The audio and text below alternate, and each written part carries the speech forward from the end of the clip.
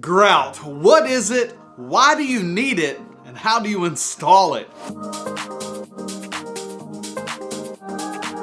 My name is Craig, and if you don't know me, I was in the commercial tile industry for over 20 years. I've installed almost every type of grout, and I want to help you figure out what you need and how to use it.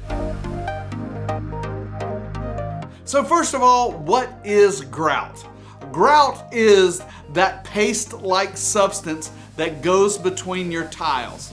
And hopefully you know it, but no tiles are perfectly square, so you can't stack them really tight together.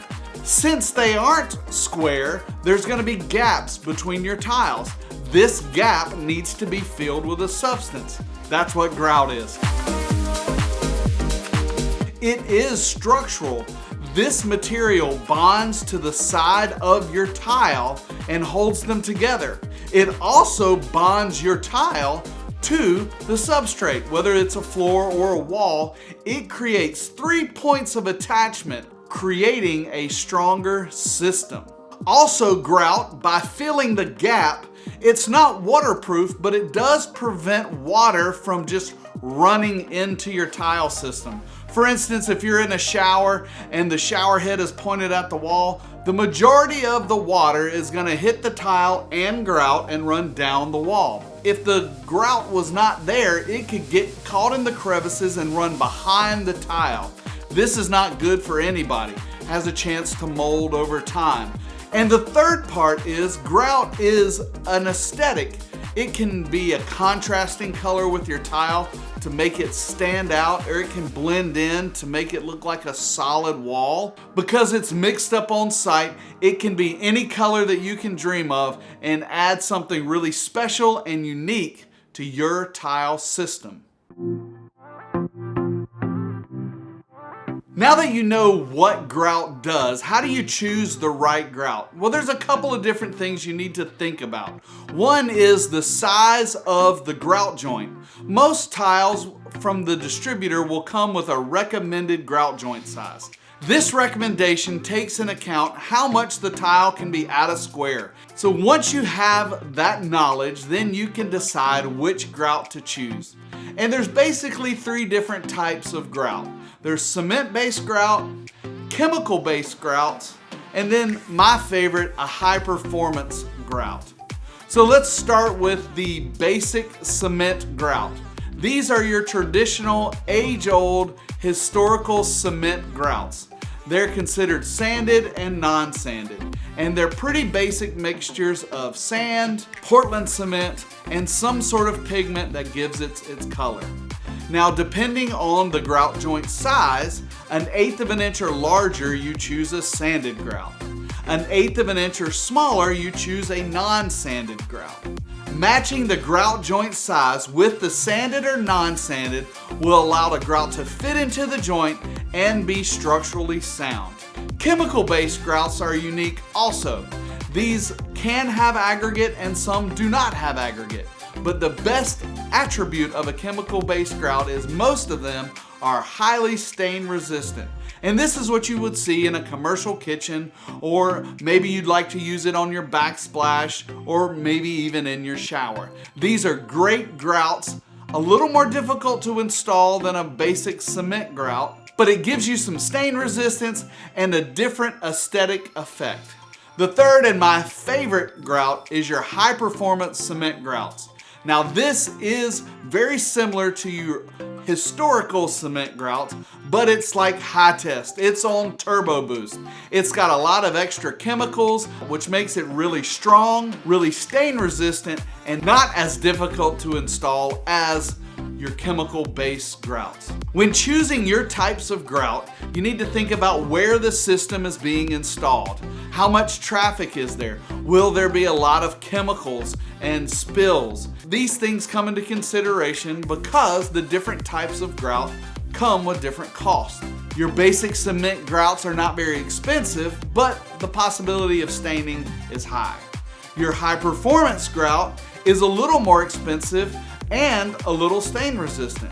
But then your epoxy grout is the most expensive material, and there's going to be a labor upcharge, but it's the most stain resistant. Now please, if you're finding value in this information, hit that like and subscribe button. It really helps us out and allows me to give you more valuable content. Next, let's talk about how you install grout. Number one, and you hear me say this all the time, follow the manufacturer's instructions. They trump anything that I say. Read the back of the bucket or the bag and follow them closely, taking in consideration the timing and the cleaning. Those can be the most significant items that will help your installation fail or succeed. Number two, make sure your system is clean. And that means the face of the tile and also the joints. If you had adhesive pushed through the joints and is sticking out, that may need to be chipped out. Number three, properly mix the material based on the manufacturer's instructions.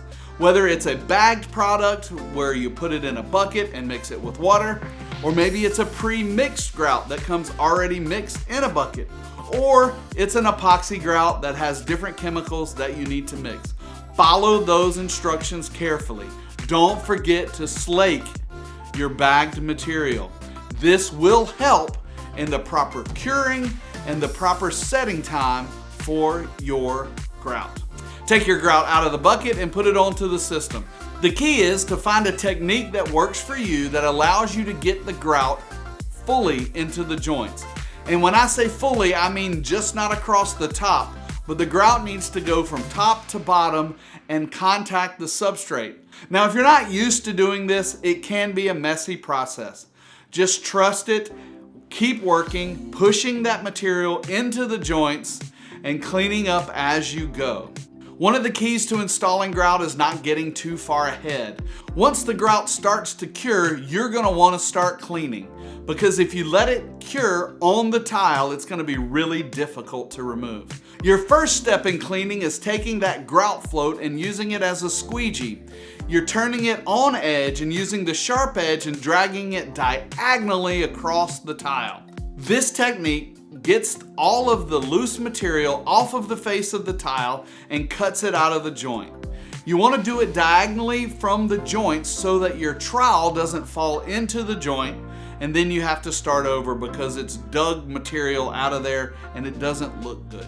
After using your float as a squeegee, you're gonna still notice there will be material left on the face of your tile.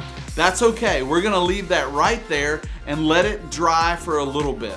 The process of letting this material dry on the face of the tile helps limit how many times you have to clean. If you immediately go to a sponge and start wiping it off, you're actually pulling grout out of the joints onto the face. And then it can be a never-ending process of cleaning. So let that grout set up a little bit, test it with your finger. If it doesn't transfer onto your finger, then it's ready for your second pass at cleaning. The second pass at cleaning is with a wet sponge, but barely wet. You want to dunk it in clean water, wring out all of the water so it's not dripping, and then use a circular motion, loosening that grout in workable sections, wringing out your sponge when it gets full of grout, and continuing the process. Then you want to take that sponge or a new one with clean water, remember, clean water is key, and take the sponge and wipe it across the tile. This wipe will pick up the residue that is now sitting suspended in water on the face of the tile, cleaning off your tile and leaving barely any material on the tile. I like to use the sponge wipe flip method. You take your sponge, you wipe it in one direction, flip it over to the clean side, wipe it in another direction, then rinse. Sometimes you can use 2 buckets of water so you don't have to change water so much. You have a clean rinse and a dirty rinse. Find what works for you, and how big your installation is will depend on how often you have to change your water. I use the rule of thumb: when I can't see the bottom of the bucket, it's time to change the water. Now it's time for the final clean. This can take 35 to 45 minutes. Check your instructions for that material to dry again. And then you're gonna take a barely damp wet sponge or a microfiber cloth and polish up the tile. Your joint should be hard enough so when you touch the joint, it doesn't transfer to your finger. When you come back tomorrow, if there are any spots left on the face of the tile, they should be easily removed with a white scrub pad or with a wet sponge. So that's everything you need to know about grout. What is it, how to install it, and why you need it. The next step is in this video right here. But don't forget, let's keep learning together. Tile the world.